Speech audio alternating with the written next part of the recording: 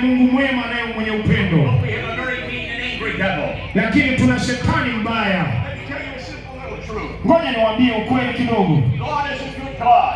Naomba niwaambie Mungu ni Mungu mzuri. And the devil is a bad devil. Na shetani ni shetani mbaya. Can I say a simple thing to you again? Naomba niseme tena. God is a good God. Inua mkono wako unasema Mungu ni Mungu mwema.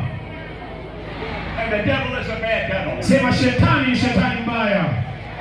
And the blame your troubles on God. Naomba niwaambie yeye huyo shetani huwa analeta malalamiko yako kwa mashtaka kwa Mungu. Because God has not come to give you disaster. Na Mungu hakuletei wewe majanga. God has come to give you joy. Mungu angependa kuletea furaha. Jesus said it himself this way. Yesu akasema namna hii. Referring to the devil as a thief. Alipomtazama shetani kama mwizi. He said the thief comes for no other reason but to steal and to kill and destroy. Akasema shetani amekuja ili aibe, achinje na kuharibu. That would be a very disappointing sentence if it ended right there. Na niwaambie ilikuwa ni sentensi mbaya kama ingeishia hapo. But the sentence didn't end there. Lakini haikuishia hapo. He went